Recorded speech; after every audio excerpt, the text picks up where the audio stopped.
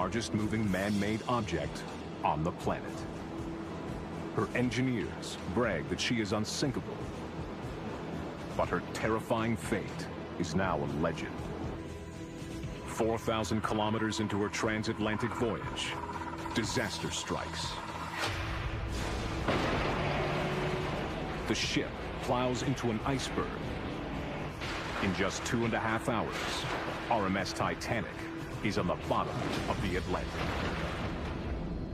The Titanic is the victim of the ultimate unexpected accident. More than 1,500 passengers are killed. Many dragged through the icy depths of the ocean. But over a century later, we still don't know exactly what happened that night. We have lots of historical information, but often there are biases in those historical accounts. Even the eyewitnesses of the sinking of Titanic had many different perceptions of how that sinking took place. So the best way to unravel some of those questions is to use science. For 75 years, the Titanic is lost until 1985.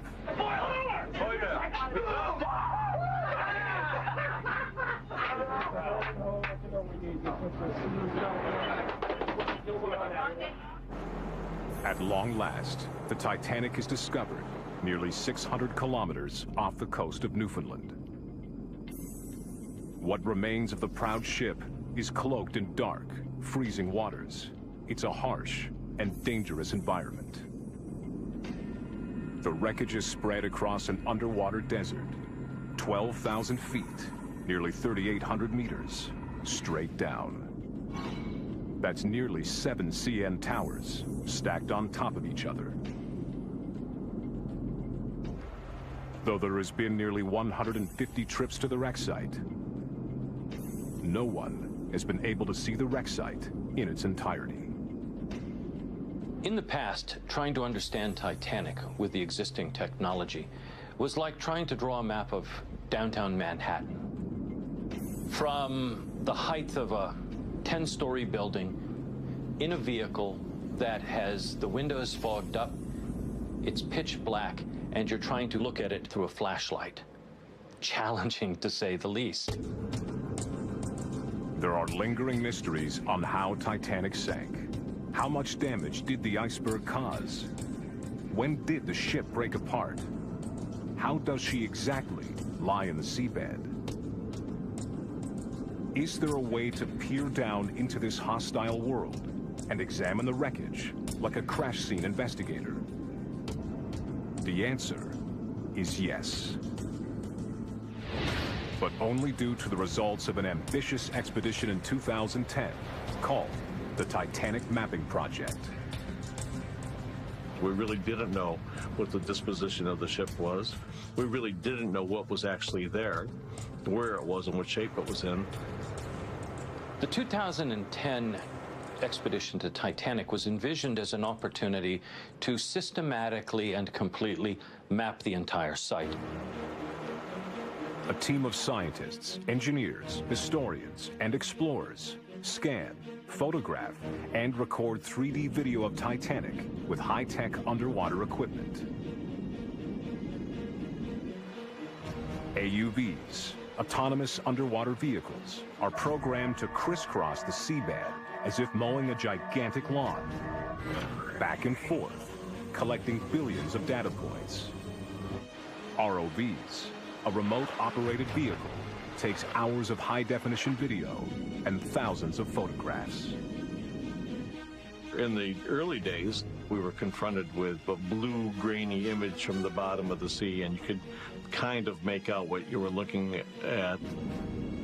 Today, the images are crisp and clear, and it's almost like you were there. The water is almost completely transparent. For the first time ever, we can begin to actually see in this world that we're exploring. But no matter how sharp the underwater images are, the wreck can still only be seen in small segments. The goal is to create the most detailed picture of the Titanic wreckage ever created.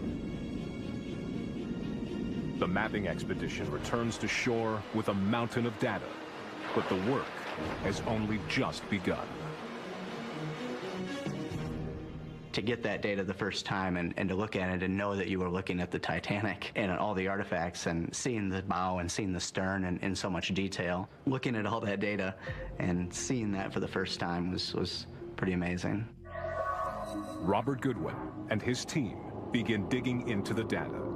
Experts stitch together high-resolution sonar images of the entire wreck site. Others create photomosaics that will revolutionize the field of oceanography. And by merging the sonar and visual pictures, experts create an unprecedented 3D model of the site. When processed, this hard data gives us the ability to do something spectacular.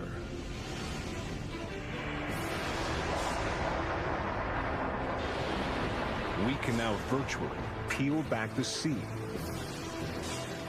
strip away the waters of the Atlantic, remove trillions of liters of ocean water, and reveal for the first time the wreck of the Titanic. At last, the site can be seen fully, completely, and with startling clarity. It's a view of Titanic like we've never had before. This is the Titanic drained.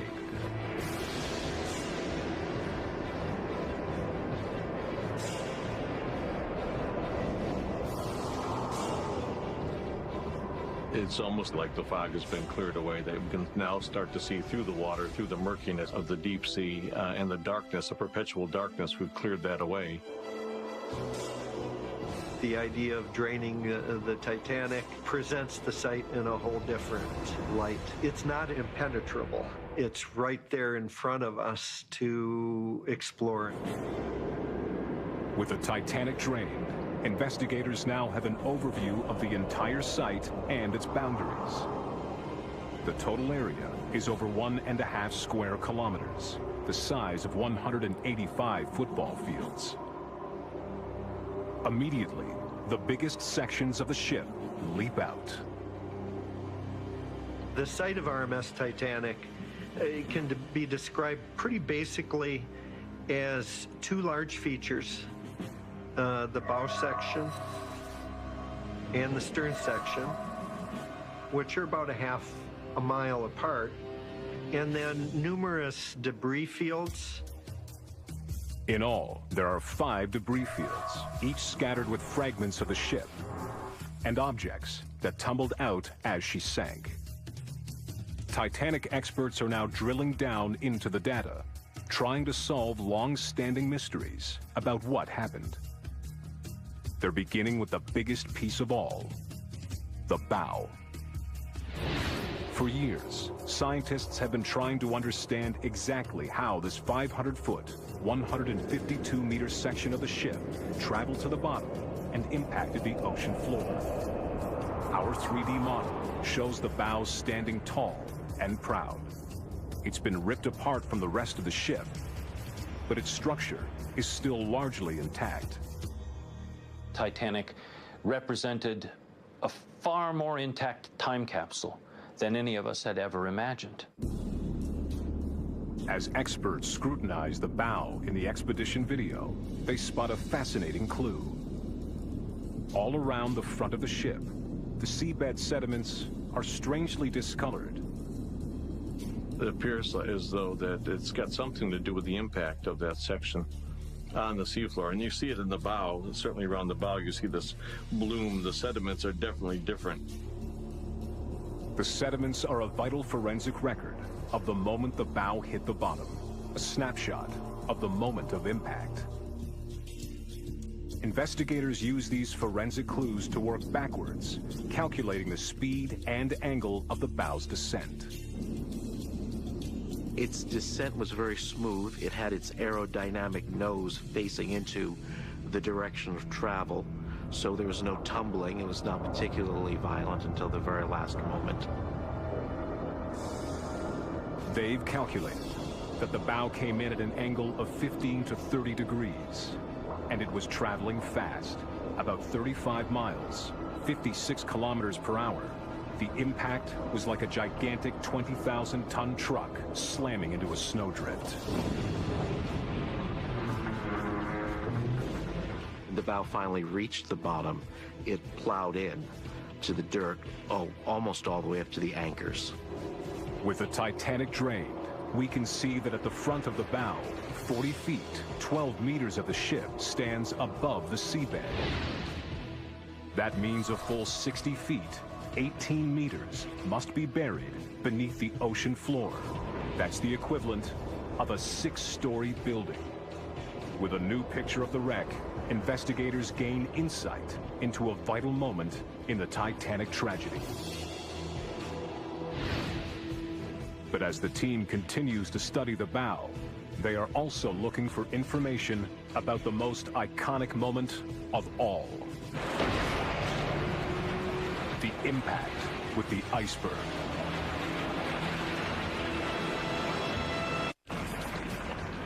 We've drained the Titanic. For the first time, we can see the wreck in its entirety, in unprecedented detail. The stunning vistas unleashed by the new model bring the Titanic back to life.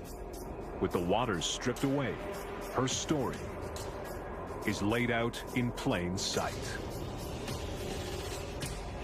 People think science is above emotion. You know, when you're looking at the boat deck where you know so many people said goodbye to one another, lovers and family members said goodbye, these are important points on that ship. Like the mast of the Crow's Nest, where lookout Frederick Fleet first spotted the oncoming iceberg. The bridge, where Captain Smith shouted his final orders. These portholes, where Titanic crew and passengers witnessed the disaster worsen. And the decks, where loved ones said last goodbyes. With the ocean waters removed, the ship's bow gleams in the bright daylight for the first time in over 100 years. Despite the violence of the sinking and all that time on the bottom, what's inside that bow in particular is still a ghostly sense of the ship that was. With Titanic drained, it's crystal clear. The ship is frozen in time. And now, investigators can examine the most iconic mystery of all: the iceberg impact.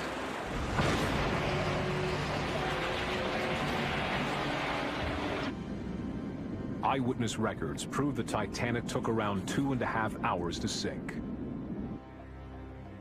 The official 1912 accident report states that the iceberg tore a gigantic 300-foot gash in the ship's right-hand side, ripping open over 1/3 of her entire hull. But does a massive hole like this exist? Oceanic explorer P.H. Nargeolet has made 30 trips, 12,000 feet, nearly 3,800 meters down to the Titanic. But he's never seen the 300-foot hole. We were trying to find where the Titanic hit the iceberg, why it was like that, why we saw some crack, why there is a crack here and not here. Investigators turn to the ultra-high resolution photo mosaics of the bow wreckage to see what new evidence there might be. The profile mosaics show Titanic in a way that people hadn't seen it before. No one had done a profile view of Titanic's bow in the 25 years that people have been going to Titanic. Bill Lang and his team at Woods Hole Oceanographic Institute in Massachusetts have stitched together thousands of images of the bow's hull to create a photo mosaic unlike anything seen before. This is a unique view of the ship and gives Titanic experts the ability to study every last rivet and every piece of steel sheeting that makes up the bow's outer shell. When you look at the wreck site, you've got to approach it rather clinically, like you would an aircraft crash or an automobile wreck. You look at the individual parts, you ask yourself, how did these parts get here? The photo mosaics give a clear view of a massive hole in the bow's hull. But experts know that this crack opened when the Titanic collided with the sea floor.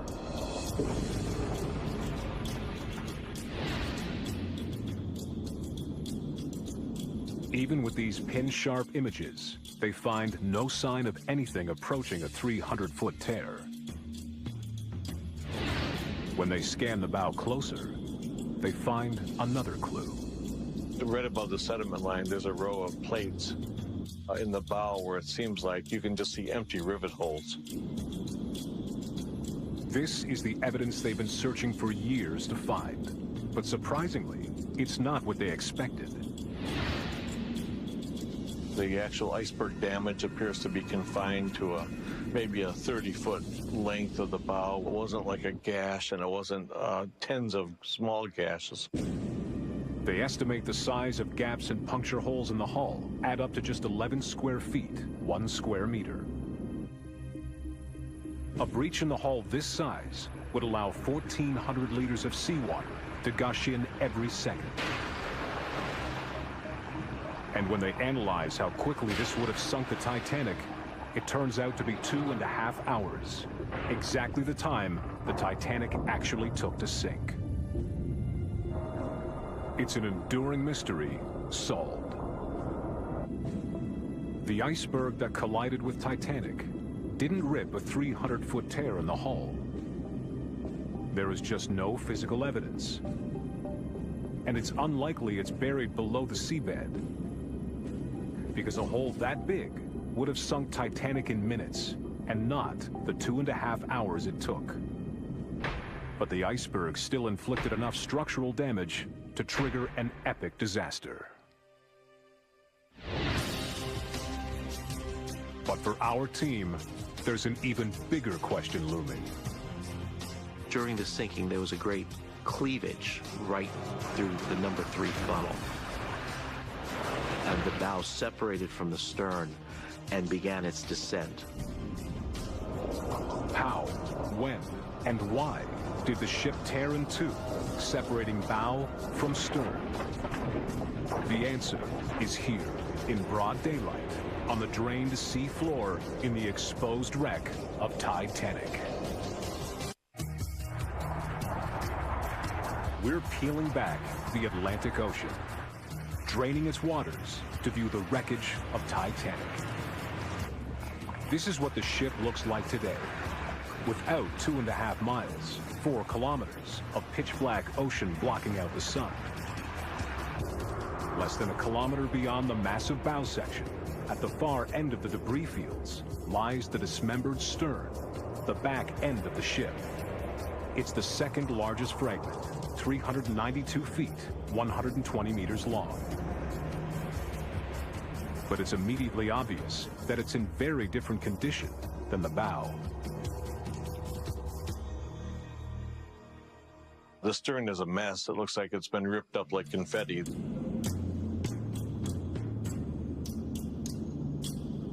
The stern today is pure chaos.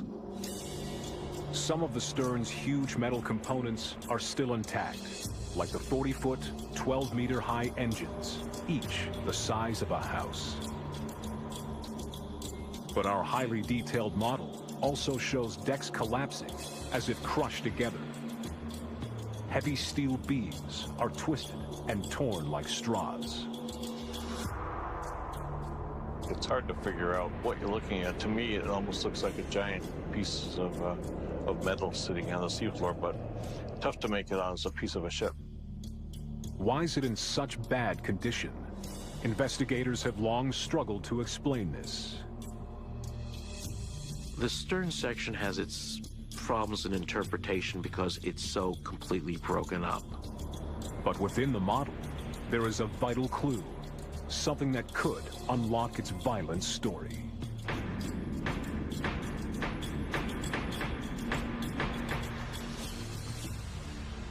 On the acoustic map, you can see that the stern was turning counterclock. It's a massive mark carved into the seabed where the stern crashed. Scientists can read the tracks and interpret how the stern impacted the sea floor. You can see very well when the stern hit the bottom, the stern was still turning. You can see the bottom of the ship on port side, showing that the stern was turning in the same time. The marks also let investigators work out the speed of impact.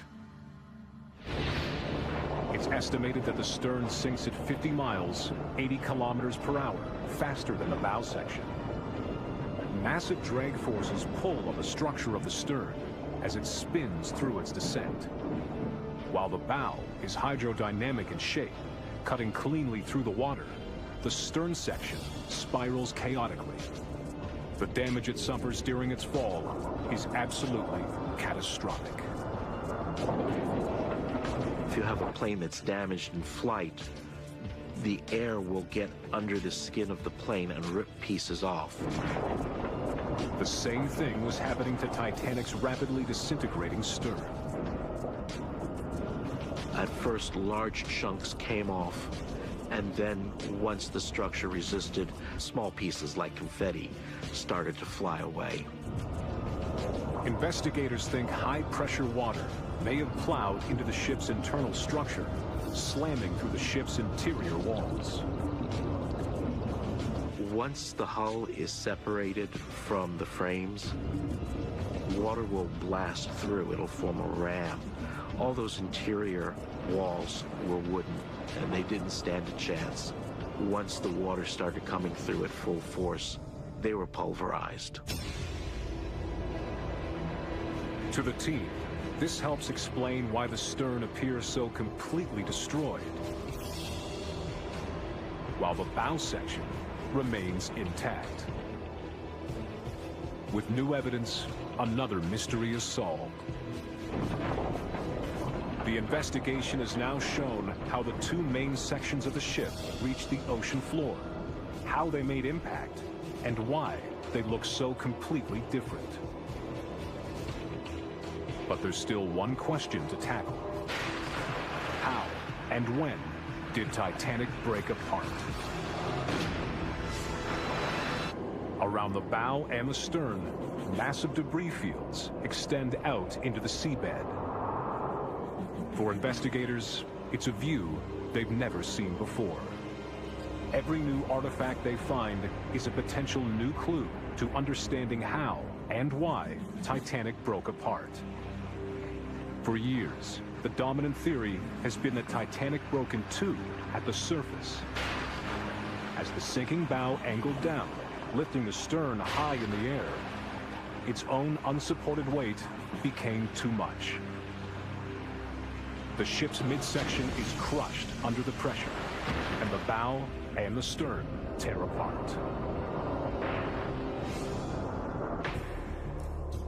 With the ocean now drained away, new clues are emerging that could undermine that theory. By looking at the way debris spilled from the ship, the team hopes to get an exact picture of how and where it tore apart. But getting the answer requires a massive effort. The team scans dozens of hours of video taken by robotic cameras to ID and tag the position of as many objects as possible. They build a massive digital database of artifacts from the ocean floor. It includes the position of the more than 5,000 items previous expeditions have recovered from the wreck. Artifacts that tell the story of the Titanic. Like ornate statues from the ship's grand stairway. Chandeliers that once hung in the first-class smoking room. And the finest dishes from Titanic's dining rooms. There's even one of the ship's bronze bells.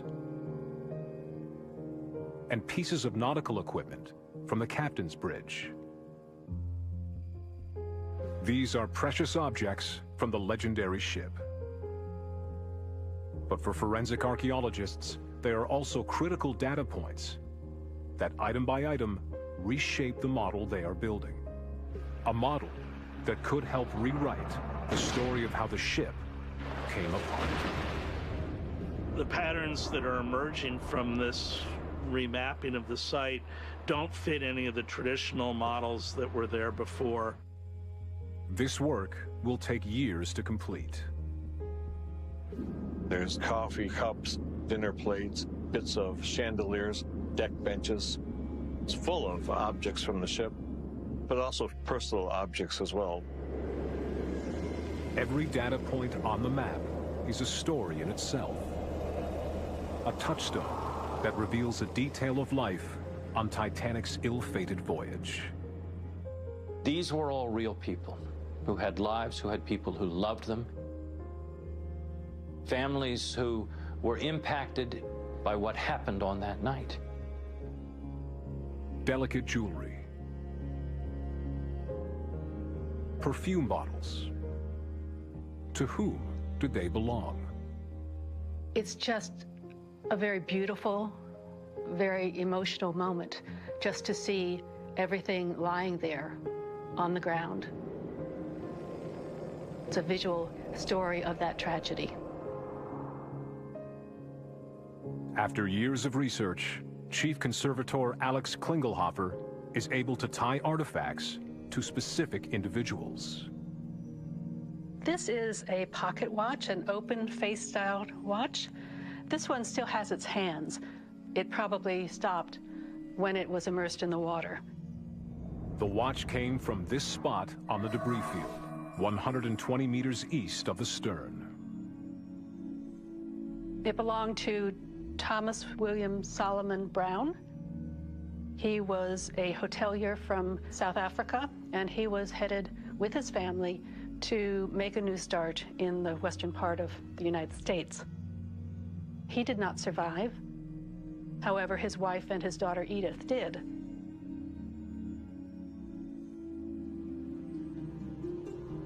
Other passengers even left behind written traces of their lives, still legible after a century in the water. A notebook was found near the stern in debris field number 2. It belonged to third-class passenger Edgardo Samuel Andrew.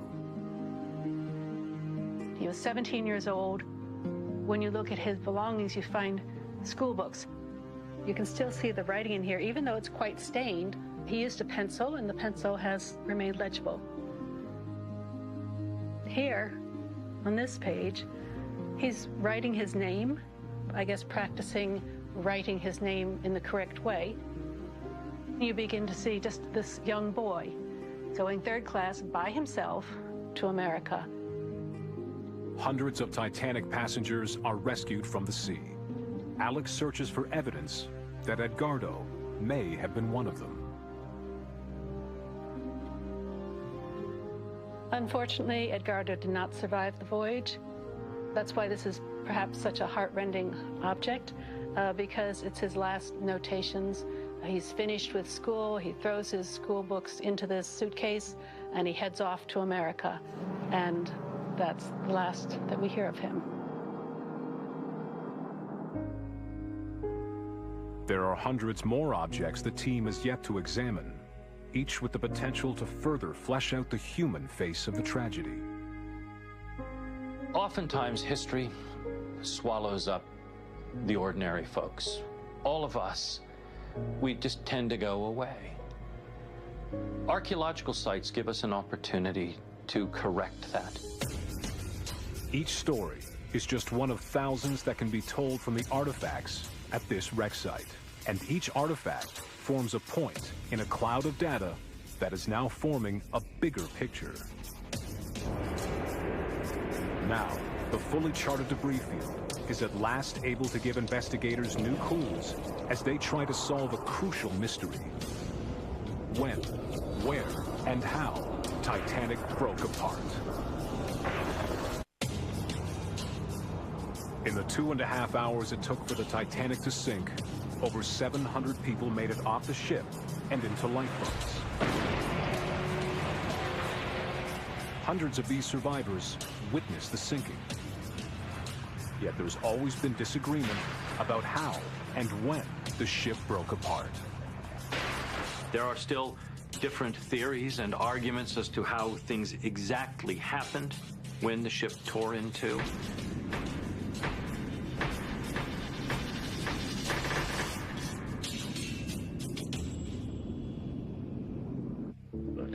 Now, some investigators think the new data can prove once and for all what really happened.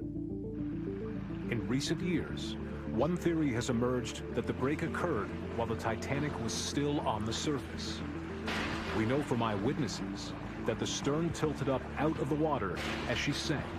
It is believed that this created immense stress, tearing the ship completely in two.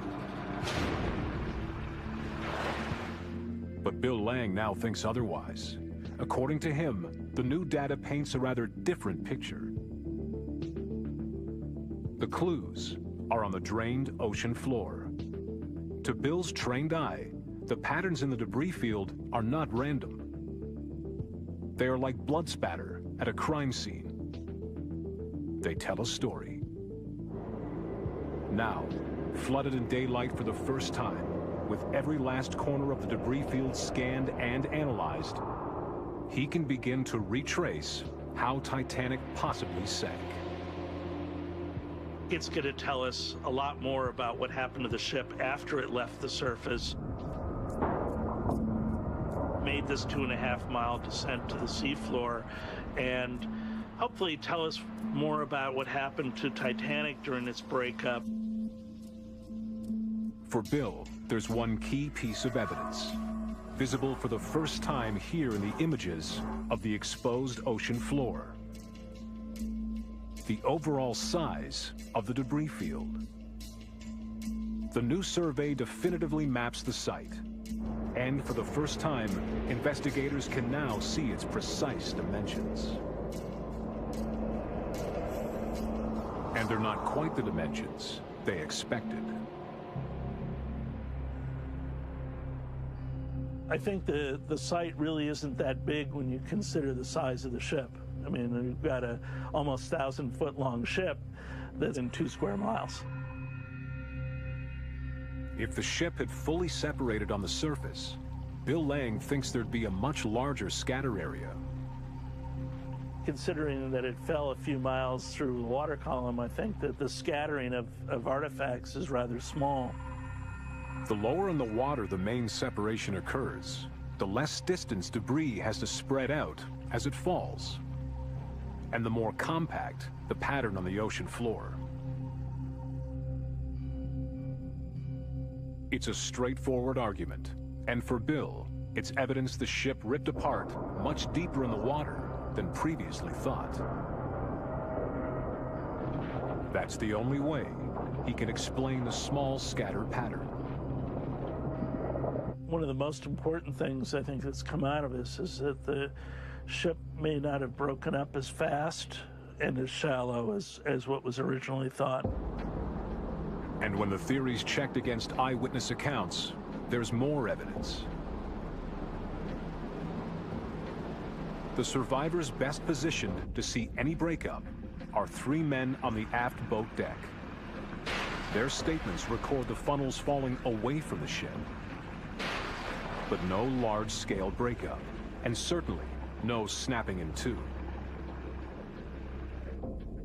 Bill and his colleagues have much more work to do before they arrive at final proof.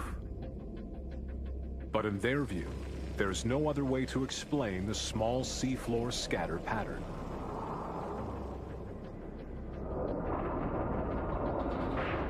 To them, one thing already is certain. The Titanic did not break in two on the surface, but further down in the water column.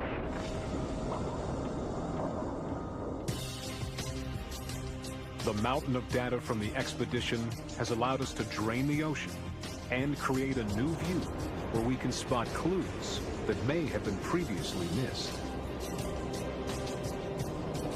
All the events of the disaster left traces on the wreckage, or in the seabed for us to see.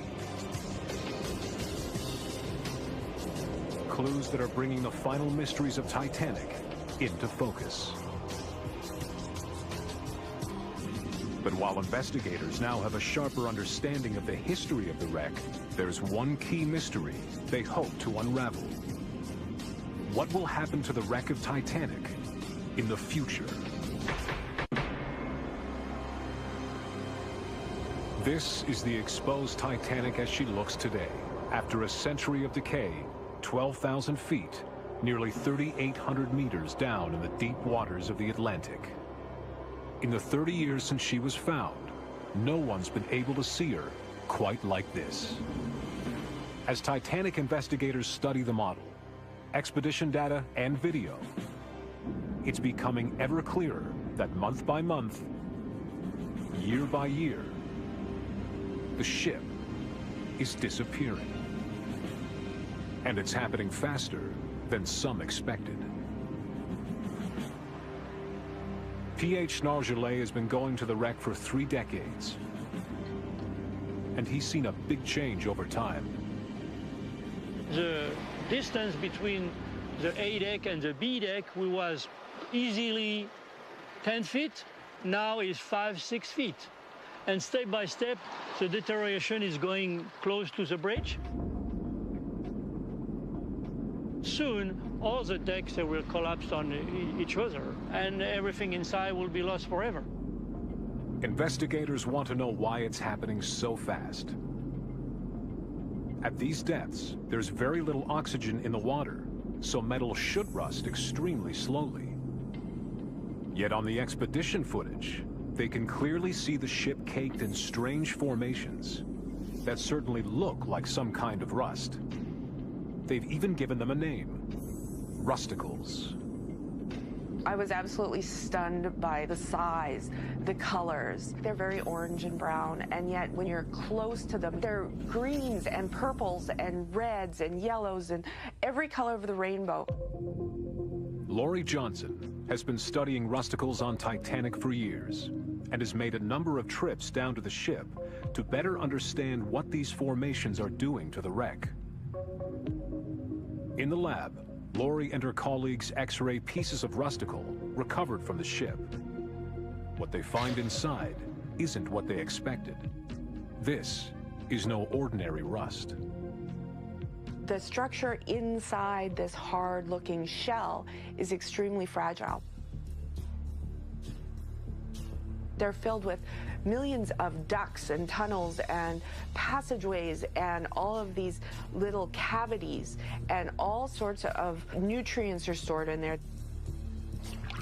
For the other microbiologists on the team, like Roy Cullimore, it's crystal clear. The rusticles are formed by living organisms. And when they run further tests, there's no doubting what these organisms are: bacteria. We found 5 different communities of bacteria living inside a rusticle, and then you've got another community living on the outside. Makes them a very complex little beast. They figure out that some of these little beasts are anaerobic bacteria, life forms that don't need oxygen to survive. Instead, for their energy supply, they extract iron and minerals from the wreck. Like a swarm of microscopic piranhas, billions upon billions of them are feeding on the wreck. They are literally eating the Titanic. The impact of the rusticles on this extremely large ship is overwhelming. But the key question by studying these tiny creatures is, what does the future hold for the Titanic? What is the time frame for its final destruction? If we went back in 500 years, Titanic would look fairly similar to what the bow section looks right now as far as the hull would be. It would still be a very U-shaped, very formal looking docked ship. However, I would expect the deterioration to move from the back to the front so that a lot of the promenade at deck would have fallen onto itself.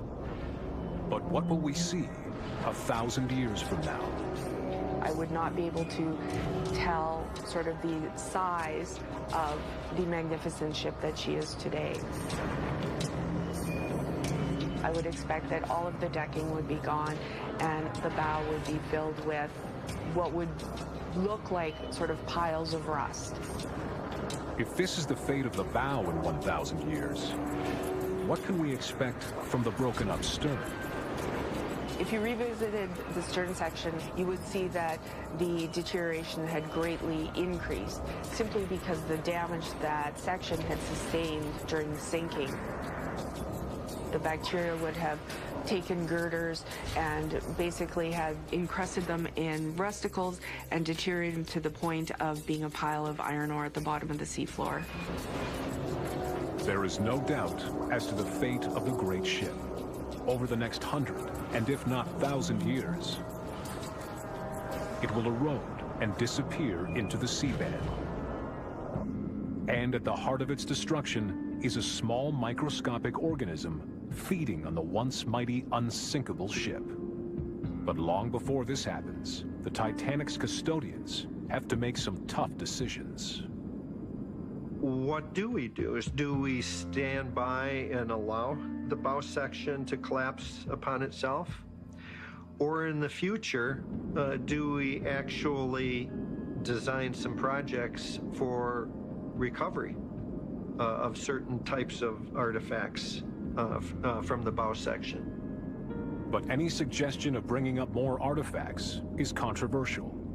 For some descendants of those who lost their lives, this is a gravesite and should be left alone. Initially, Dave Gallo agreed, but since the objects have been put on display, he's less sure. We went to see the Titanic exhibit and realized then what a powerful storytelling method it was to have some of those artifacts with you so that you could show someone. For me, the artifacts are the historical memory of the ship. We can leave everything on the bottom of the ocean forever and it will be lost. However badly the Titanic deteriorates, one thing's for certain. Thanks to the new science, the ship now will never be lost. The edge of the site's been defined for the first time, so its archaeology can be protected. Every millimeter of the wreck inside the perimeter has been scanned and analyzed. Every known artifact logged, mapped, and captured in this digital world that will never erode. Frozen in time, we can see and study the wreck like never before. In broad daylight, explorers now and in the future can continue their investigation. Here, on the drained ocean floor, where the Titanic rests.